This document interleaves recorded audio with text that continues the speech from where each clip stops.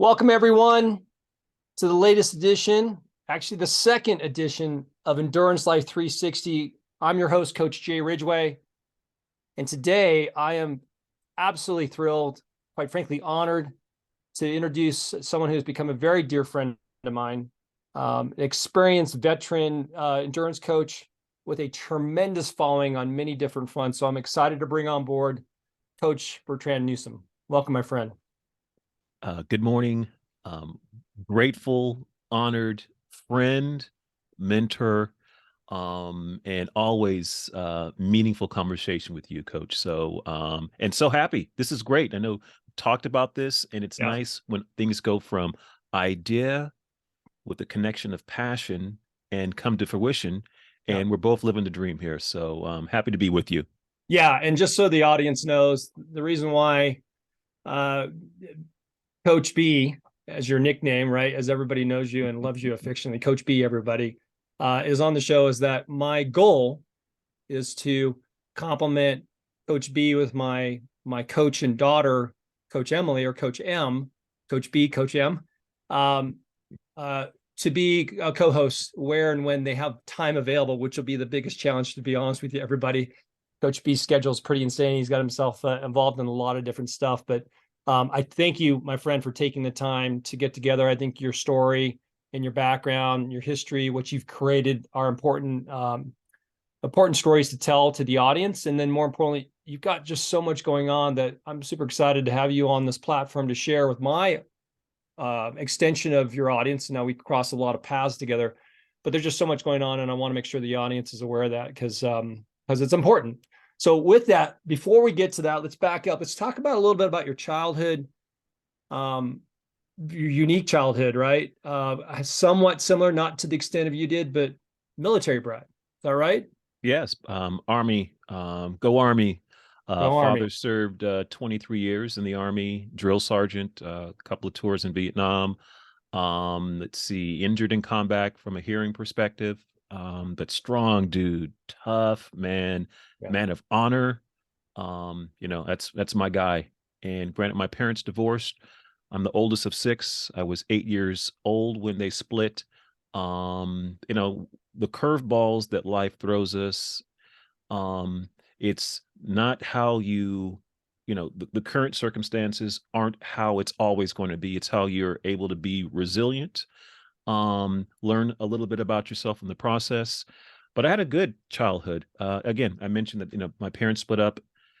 Grew up in the city of Seaside, California, on the Monterey Peninsula. Yeah. Originally born in Germany, and moved to the States when I was 3.5, 4 years young. And by being a military brat, as you know, Coach Jay, Yeah. you get exposed to the medley of different cultures, because typically when we're living on a military base, we didn't grow up in that immediate area. There are a lot of transplants. So Yeah. I always grew up around a very diverse social circle from a very young kid, and found the love of playing sports. My father was a lifelong athlete, and baseball was my first love. All of my siblings were and still are very active in their own way. And a lot of that stemmed from our childhood. Yeah, well, it's interesting. My father was military, but wasn't career the 20 plus years that your father did. But you think the prototypical way, and what's unique is we're both military brats per se, and we're both on this call here doing endurance coaching, which is very cool, by the way. But you don't have that prototypical. You have a lot of love, is what I guess I'm trying to cut right to it, Coach B. Everybody loves you. You love them back equally, if not 10 times more. And you wouldn't think that from a military brat's perspective, right? The regimented nature, which is required and necessary to be in the military, and you would think that kind of trickles down, especially being the oldest of six, not the youngest or the middle, but the oldest. You would think you get that regimented, almost stern nature to it. How do you think your father? Why is it that you are? Why is it that you turned out the way you did without having that sort of that regimented, strict military aspect of being what typically most people think of military brats end up being? Does that Oh, make sense? excellent. Yeah, excellent question, Coach. Let's see here. Well, I think a part of me growing up felt that I was in the in the military. Yeah. Yeah. And I think structure is important. Discipline is important, especially as an athlete. I mean, it's Yeah. one thing to think about what you need to do. It's another thing where it's built into your DNA to just get it done. So there's a lot to say for the methodology and the drive and the will. Um, but again, my parents split when I was 8. So the person who's had the biggest influence on me is my mother. You know, seeing her work as hard as she did to provide for us, Yeah. and the majority of the time as a single mother. Um, a lifelong educator. You know, she went back to school, got a teaching credential, and spent, 25 plus 30 years in the Head Start program. And this has a very caring and giving heart, and has always put her kids and grandkids first. Period. End of story. Never remarried. My father did, and I have two other brothers who I love, to the moon and back. But it's my mother who has been the beacon and my role model, and my relationship with my father over the years Yeah.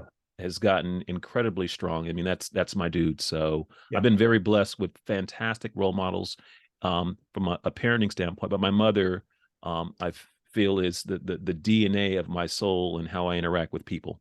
Love it. Love it. Love it. Yeah. It's amazing the two influences, how they've created and molded you into who you are. And obviously, I think everybody who is watching, obviously this is a video podcast versus audio, you can see the success that this man has had. Just look behind you, everybody.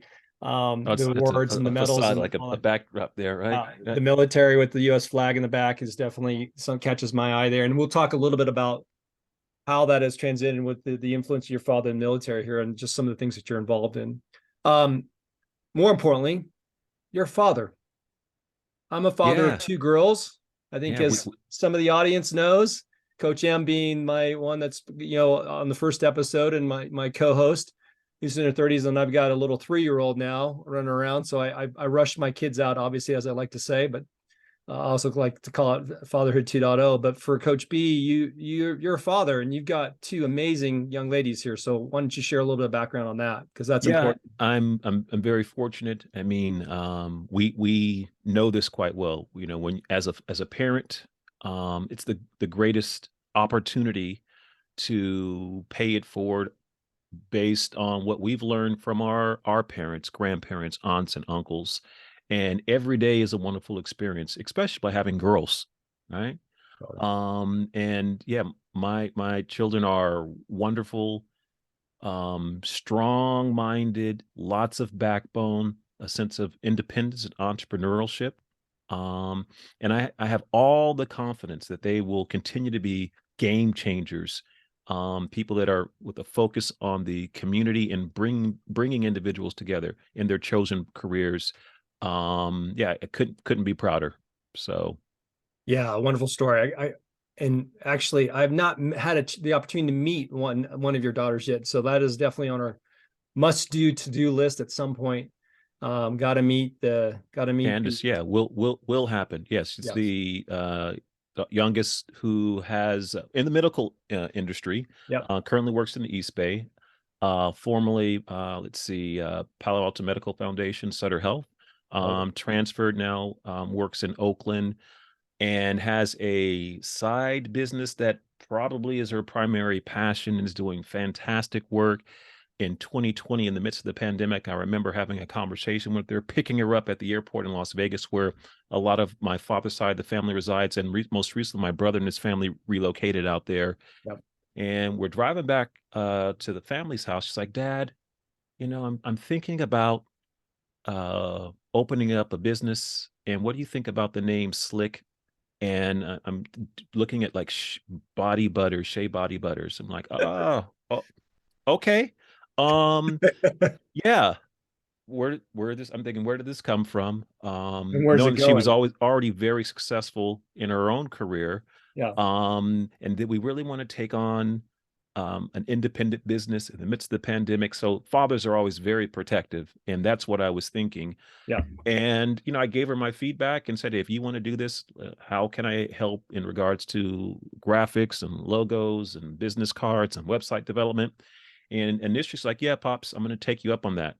But on her own, and reaching out to her support network, really where she she started with her first kind of like street fair. Yeah. And it's one thing to have a electronic digital presence. It's one thing to get out there amongst the people to see if people actually like the product. And they did. And to see where it has gone from being a distributor on site at specific locations at wine and art festivals along those lines, to where it's grown, where she is now a facilitator, playing a role in communities, bringing other small businesses and minority businesses. She's renting space, not charging much for those individuals to display their wares. It's been fantastic. About 2.5 months ago, interviewed by a local television station, celebrating independent women entrepreneurs, and just it's good when you see your family have a good sense on their direction and their Yeah. purpose and the desire to want to connect and provide opportunities. I couldn't be prouder. I couldn't be happier. So thank you. Acorns don't fall far from the tree here, everybody. Well done, Dad. Thank you. Super, Thank you. She super did all the stuff. hard work. You know, I have to give her mother, my ex-wife, a ton of credit as well. You know, it takes a village in this case, without question. Absolutely. Absolutely. But yeah, no, just your role model, obviously your role model for all of us. And so obviously that's just, I want to make sure we got a chance to share that with the audience of how amazing you've got two incredible young daughters that are doing amazing things. And kudos to you, Dad, for helping Thank you. support all that. Thank you. Let's move on. Let's talk about you had a career that's not as an endurance coach. Matter of fact, if I may say, the endurance aspect of it came more later on in your life, but now you're full on with it. But what did you do beforehand? Thank you for allowing me to look back on really what made me the people person. And I think I'm an introvert at my core. That would probably surprise most. But being in the hotel business, I got into the hotel business at a very young age on the Monterey Peninsula, and transferred. My first job away from home was an assistant general manager of a two in the room, 24-hour service hotel shuttle. Big deal at that time in Burlingame, California. And I spent upwards of 30 years as a hotel manager, most recently managing 2 properties in San Francisco. Left the business right before the pandemic, gave notice in November of 2019, Wow. trained my replacement. Wow. Last month on the job was February 2020. Was heading to Atlanta with good friend and fellow running enthusiast and esteemed coach and author Matt Fitzgerald to watch Yeah. the USA Marathon Olympic trials. Yep. And on that return back home, the whole world changed. The pandemic, and the world was kind of turned on its ear. And that's when I was introducing myself as a endurance coach. Granted, I had been known as Coach B for years prior, but this was going to be my passion, where Yep. I walked away from the hotel business because I had an inner voice that kept talking to me, that I felt I was happiest doing anything in relation to social fitness. And, you know, having to navigate through the pandemic, which we all were impacted by, Yep. it only hardened and made it clearer that I was doing what I was supposed to be doing, helping people be happier and healthier versions of themselves, especially in the peak of the pandemic, when most would argue it was the worst time to be a new entrepreneur in a field that, you know, some would say you didn't have any real experience in, but I did, in the sense of I had very good friends who, in your case, Coach Jay, I mean, you were, you know, are a, you know, 25-year, 30-year plus veteran in the health and endurance space. You have been a mentor. You did give me direction and confidence, and help in order to make this leap. And, you know, forever grateful. I wouldn't have realized the success I have without people like you being candid, direct, sharing all the good, and then the things that are challenging as an endurance professional. You did that for me, and I will always be grateful and glad that we have the opportunity to work together and to share our stories and continue to help people be happier and healthier versions of themselves that isn't always tied to a watch Yeah. and time and distance Yeah. and how much weight you can lift. There are other ways you can define health and happiness, and we have the perspective to be able to do that. And working with athletes, working with people, and our own lived experience. Yeah. A couple things, tremendous background, by the way. And there's a couple things that resonate with me as you talk through the impact of what COVID did to all of us. And it heavily impacted kind of my specific entity, Pac West, because I had relocated out of the Bay Area to Reno, Nevada. For some of you that are not aware of that, still here today. I love it being out here in the Reno Tahoe area, but you know, there was just a huge void. And one of the things that you and your organization, which we need to get into and talk about this, so I'll do this quickly. We became instrumental in creating and being creative of how can we still engage our community, because it was a time when there was so much uncertainty. We didn't know what the pandemic was all about. We didn't know what this COVID-19, what the impact is. Was everybody going to die? All these people going to be hospitalized, when we were going to get a vaccine, which took a while, just all kinds of craziness right there. We just did not know. But what we did know was, hey, we could still get together and be part of the community and love and support each other. 6 feet apart, the mask on. But I know you and your organization did that in spades. And I think that was a crucial piece for just mental health, not just the physical standpoint. So it was a unique time when you say all these businesses, hotel business, what impeccable timing of your transition out. I would say it couldn't have been more perfectly played, Coach, from your hospitality industry, and then phasing out February. By mid, 3 weeks later, there's a global pandemic which shuts down and devastates the hospitality industry. All that stuff said, we played a big part in the mental health and wellness and physical wellness of our athletes, and that today is something that I'm super proud of, and I know you are, and your organization is as well too. So that's one part. The second part is that I know that you came in and you formed an organization, which quite frankly, on your questionnaire, you didn't even put on your questionnaire, just so everybody knows, you are the founder, and you say team captain, but technically you're the head coach of the Two Legit Fitness organization out of my hometown. For those of you that don't know, I grew up in San Jose, California. He's got a 1,000-member strong organization down there, everybody. It is ridiculous. And these people and the passion that they have is something that triggers me, because I kind of had a little bit of that in the peak heydays of Pac West, and now you're doing that in spades. So that's 2011, as I understand. When did you start? Correct. Yeah, 2011, officially the origin of that wonderful wellness community. I mean, it's not a running group. It is a community of like-minded individuals that are just embracing life, all different fitness levels, very diverse, spirited, supportive, through the ebbs and flows of life, as we have newborns, marriages, people passing, dealing with significant illness, etc.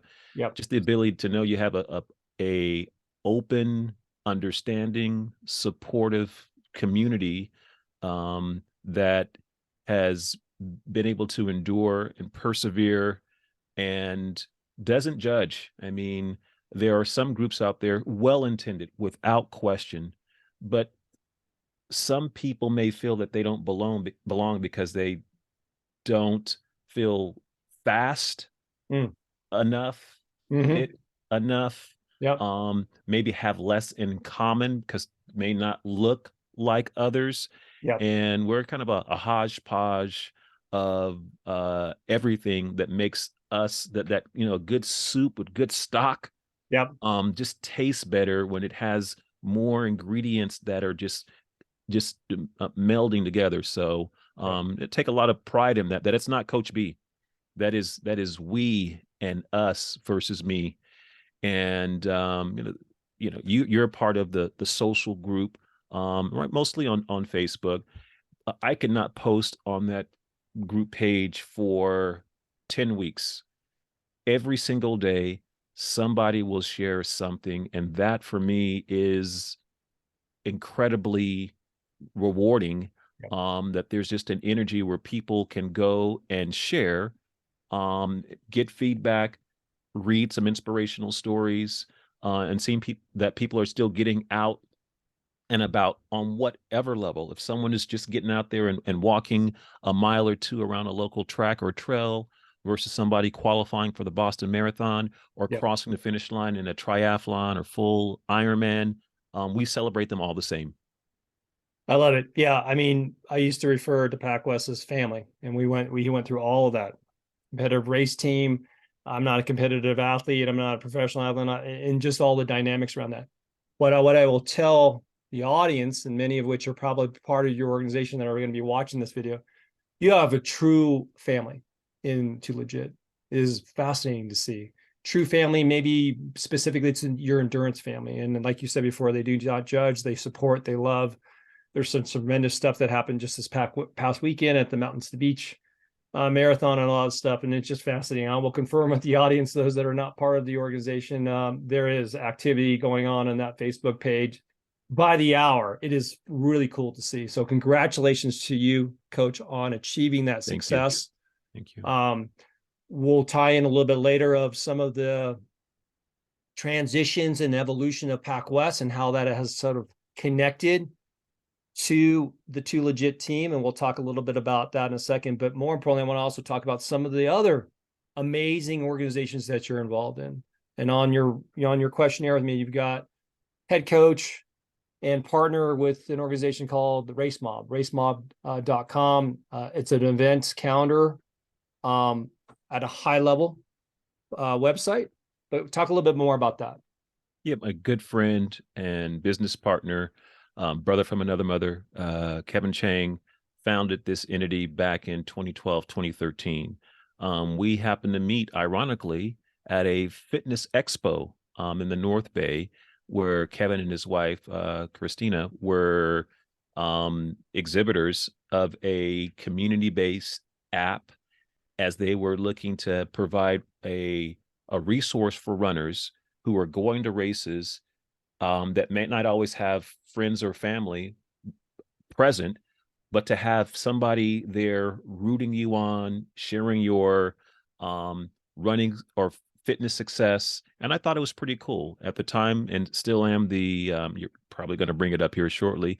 Also happened to be the co-chairman of the Taji 100 annual fitness challenge that takes place in February. And we're looking for partners. And outside of looking where our businesses and missions could align, just the friendship sparked from that point on. And Kevin reached out to me in 2020 in the midst of the pandemic. It's like, hey, Coach B, what are you up to?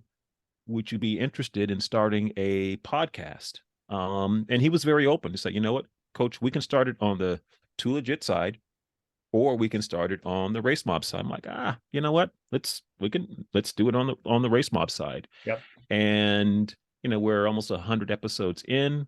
Amazing. And we have built out a la carte training programs where people who are looking for a training plan can go shop, select, and they can get self-navigated training plans or retain a coach.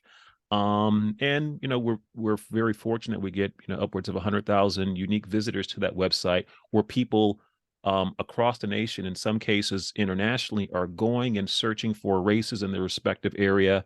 And it's been a wonderful journey to date. We've been very fortunate to have Coach Jay on multiple times on the podcast. And I will say that his episodes are some of the most popular. Why? Because people want to understand running form, but more importantly, they just love his charisma and his ability to explain things in relatable terms. And it is tough as heck to talk about running form in a audio format. Okay. Video, it's easier to translate. But why are his episodes so popular? One, his ability to articulate with enthusiasm, with charisma and humor, but also to the everyday athlete, understanding running form is priceless. So thank you for that. If you haven't checked out the RaceMob podcast, this is a plug. Please check out Coach Jay's episodes. Simply fantastic and very informative. I did not pay him for that, everybody. And if I could edit it out, which I'm not going to, I would do that. But I appreciate it. It was Gotcha. It was super, super fun to be on it with you and Kevin. No doubt about that. And And yeah, in it our early days, I mean, was in the early days. Yeah. you were And one of the first 5 episodes recorded when you're like, is this going to work? We were still trying to find our way, find our totally. voice, find our rhythm, having, Yep. audio issues. And, in some cases we've had, stop recording, re-record, but you stuck with us. And Yeah. And we I was like, appreciate that. how do I explain something while we were recording of like, how do I do this into verbal format versus visual?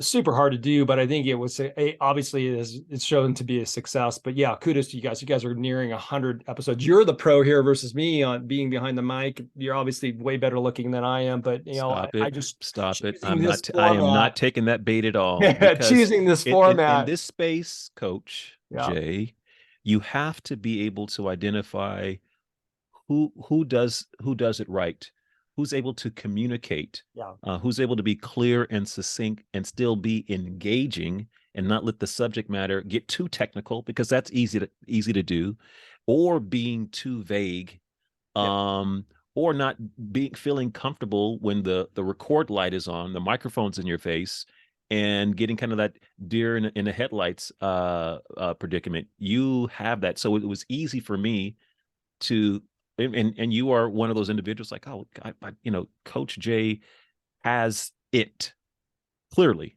And I'm excited that we're here, at Endurance Life 360, being able to share what and getting your perspective with your guests. And also when you're just speaking from your own personal experience, you carrying episodes solo, people will tune in because they know that they're going to get something that is tangible that can help them on their health and wellness journey. And again, some of that can be very matter of fact in the sense of training tips, the do's and don'ts, Yep. but also it can be from a life perspective as a father of two, Yep. business owner, worked in corporate America, et Yep. cetera, et cetera. Always something when you tune in that you're going Yep. to walk away from more informed. And that's a good thing, because there's sometimes a lot of content that's out there that is not that way.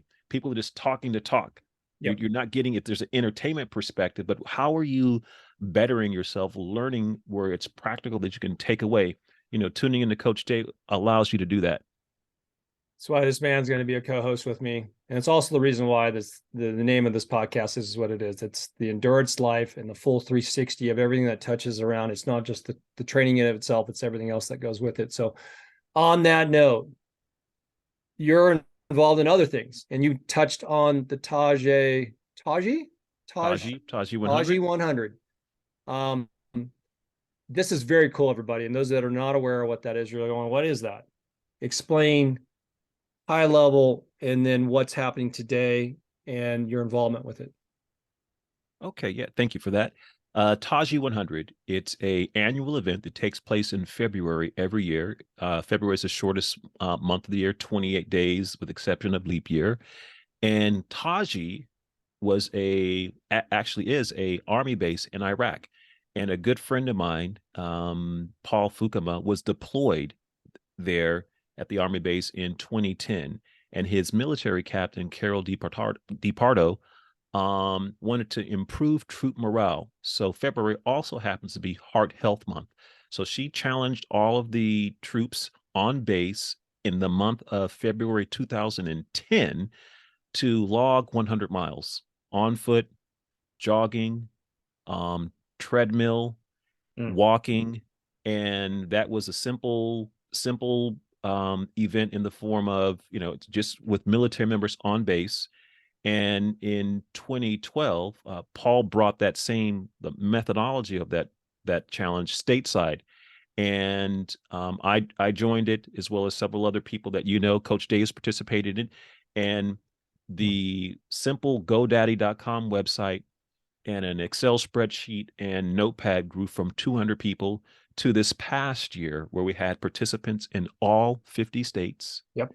The virtual event had nearly 1 million miles traveled, and we presented a check to the parent military charity, Team RWB, of $117,000. I think we're approaching almost 700 plus $1,000 raised from military charities, including Wounded Warrior Project. Yep. Yep. And it's an absolute labor of love. The advisory board members all volunteer their time. There's myself, Paul, Nando, Michael, Rebecca, and Jim. Small group, but again, it's a labor of love, and just the impact that it has on individuals, because the mission itself is profound. That's what's important. People who've had loved ones who've served in the military, it when you're doing something for 28 days, it's not like your typical virtual event or even race where you sign up, get a bib, go out, finish, and you're done. You have to commit day after day after day. And there are some days when the body and mind don't want to put in the work because you're tired. Life is happening around you. But for you to still find a way and be in contact, in tune with the mission, and some of people can be competitive, um, but it is building and reinforcing good habits for a good cause. Yeah. And you don't have to sign up and purchase a race packet. You can just sign up and commit to completing the challenge with no out-of-pocket donation, without getting a shirt or a medal. It's not about that, because at its inception, it was all about mental health and physical health. And we couldn't be happier. Really looking forward to the 2024 campaign. And thank you for giving me the opportunity to elaborate about such a wonderful passion project. Absolutely. And when we get closer, it's coming, it's past now, and the success is just unbelievable success this year. And for the Thank you. audience, you mentioned, yes, I did participate this first year. I participated under your Too Legit team. And I'll tell you, some of your members in the Too Legit team were phenomenal. They were all in. This is your training basically almost on a daily basis, everybody, from February 1st to February 27th or 28th, however way the calendar year works out there. And it is an incredible experience. I was motivated. I was inspired. I put in a lot of volume, and Yeah, I'm you were on it, coach. You were I was not on playing it. any games. I Yeah. try to get your top girl, Shelly. She kicked my butt. I finished in the top 5, but yeah, incredible group, incredibly fun. I definitely am planning on doing it again, whether or not we put together a PacWest team or I just say, hey, PacWest members, we all join yours. But it is organizations just kept strolling through how many different people were doing this and participating.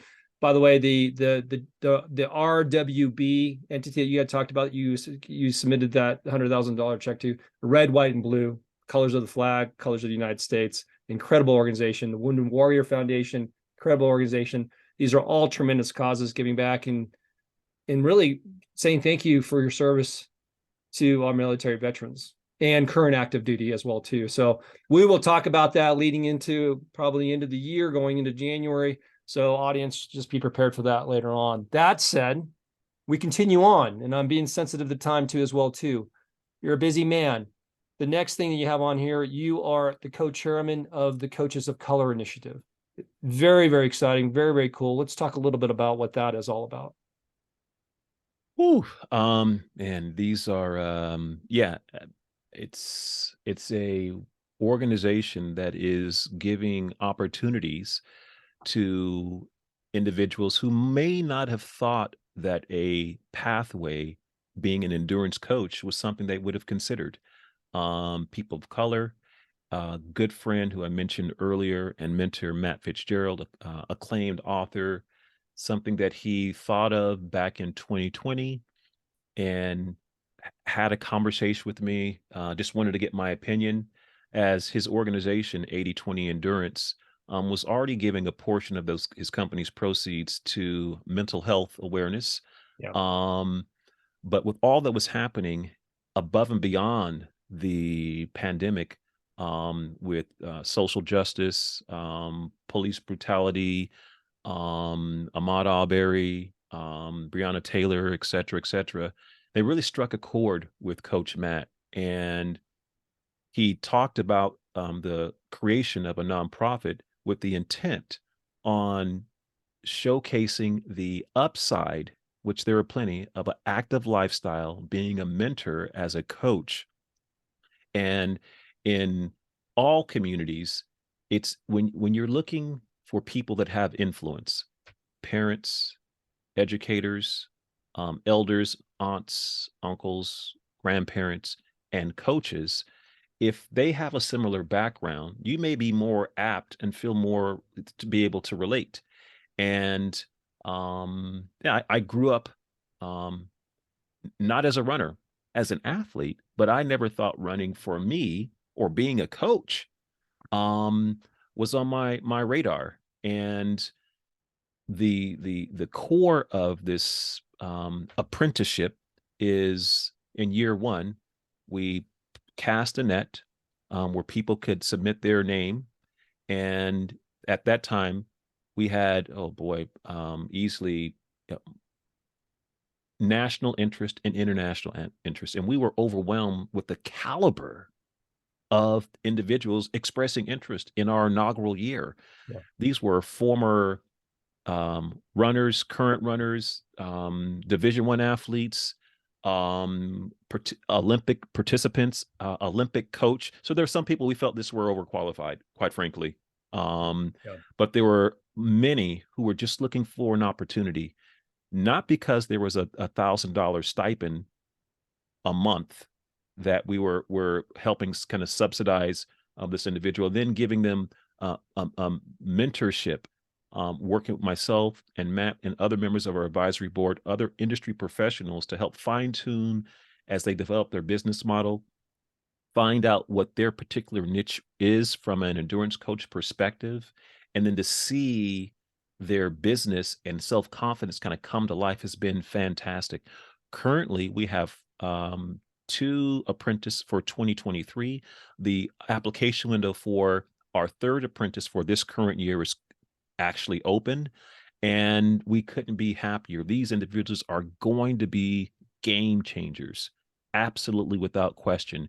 And it's super, super cool and incredibly fulfilling. And it's great, again, to go from idea to fruition and to see people making a real difference in other people's lives, realizing that this, as you and I know, being a coach, you can have lifelong impact on somebody's life just from a self-confidence standpoint, let alone the measured impact. I am faster, I am fitter, I can run a said distance quicker than I could a year ago, 6 months ago, 5 years ago. That's tangible, that's relevant. But being able to fan someone's flame in the sense of they are just happier and have an active lifestyle, and the people who see our athletes in action, that they are influence friends and family members and coworkers. It's a lifestyle that pays it forward by rewarding and influencing other circles. So the importance of a coach sometimes is underappreciated. But we can all look back to those people who have made differences in our lives. And sometimes it is a professor, it is a teacher, and in many cases, it's a coach. And how a bad coach can influence you as well. So being able to add to the profession has been, again, very rewarding. And thank you for giving me the opportunity to talk a little bit more about the 80/20 Endurance Foundation and the Coaches of Color Initiative. Yeah. Application windows open. Yeah. So just so the audience here, even though I put it in the chat, I'm not sure if this recording will be able to share that, but it's 80/20, so 8020foundation.org. And then you can put in the /initiatives, but you can also navigate through it. So Coaches of Color Initiative, very exciting. One of the things that I think what we'll do is we'll get Matt Fitzgerald on here with you. We can dive in a lot more about his foundation and specifically the Coaches of Color Initiative and all that stuff. So that'll be a future episode on that note. Yeah, that or let's have some of the actual apprentice, people able Exactly. to speak to. Yeah. So yeah, we'll make that in a big invitation event. Not just the one-on-one like we're doing now. That'll be something we'll put on the schedule for people to participate, ask questions, things like that. That'll be very exciting. So stay tuned, audience, on that. Just being sensitive to time. Again, we'll have you on again to clean up some of the other stuff, but let's just talk about what are the big projects you're currently working on. Let's talk about a little bit about Rock and Roll San Jose. Make sure before we do that as well too, and the connection we have there. But you've got some stuff going on. What's happening now, Coach? Oh, let's talk about the one you just referenced. Too Legit Fitness is very fortunate. We'll be going, I believe, into year number 3 and pacing the annual San Jose Rock and Roll Half Marathon. We are now the shepherds, the gatekeepers of this cherished community event that's been around for what will be approaching 20 years. But we have this opportunity because of yours truly, Coach Jay. He was part of the inaugural San Jose Rock and Roll half marathon, and providing pacers and other auxiliary support of that race that's made it what it is today, a community staple where people train all year long. It's fun, it's festive, it's family friendly, it's a fast course. And Coach Jay and I had a conversation maybe 5+ years ago Yep. on, Pre-pandemic for sure. Yeah. yeah, and we here we are now. So with that said, I am an ambassador lead admin for that particular race and have 12+ ambassadors that are promoting that event, getting out in the community. We have an event coming up on Global Running Day, which is Wednesday, June 7th, with our friends at Lululemon Santana Row. 6 p.m. Come out. They'll be open to all fitness levels, some prizes, and lots of fun. So we're looking to bring the running community together and celebrate just the ability just to get out and about. Where, as we talked about the pandemic, there were many occasions we thought that we would not be able to get out together like we are able to now, where races were not happening. And we thought that the running community may not be able to come back as it had been pre-pandemic. And fortunately, we're on the other side of it. So looking forward to Global Running Day. Currently I'm helping facilitate a weekly community run club at Lululemon Santana Row every Tuesday, 6 p.m. Again, open to all fitness levels. Doing some work on behalf of the Big Sur Marathon Foundation that maybe we'll share a little bit more of moving forward. That foundation also shepherds the Monterey Bay Half Marathon, happening the second weekend in November. Gearing up for the San Diego Rock and Roll Half Marathon and Marathon, while I'll be facilitating the expo booth for the Big Sur Marathon Foundation, which is pretty cool, headed down there next weekend. Yep. And let's see, San Francisco Marathon. I mean, just, like every other running enthusiast, we have events on our calendars. So I don't want to bore the audience with, oh, he's a running coach and he's going to be running. But those are just a couple of things that I'm up to. It's more than just a couple of things, right, folks? But yeah, you've got a lot going on. Global Running Day, it's a big deal. Those of you that the audience that are based in the South Bay region, or quite frankly in the San Francisco Bay Area region, get on down there, show on up. Coach B, you'll be leading the charge. Exciting stuff. I think, no doubt, we will have you back on, whether we bring on with some additional guests and things of that nature, or when I need additional support, depending on the guests that we bring on board where appropriate. But love having you on. Tremendous knowledge, tremendous background, and you're doing tremendous things, my friend. And it's just super cool to be, one, associated with you, two, the relationship that we've built since we first met at the Rock and Roll Expo at the Pac West Pace booth. And the story behind that, we can save that for another day. But that was 2016, I believe it was 15, 16, and here we are, 7 years, 8 years. I think it was 2015. It was my first Chicago marathon, so that was 2015. So 9 years. And quick story.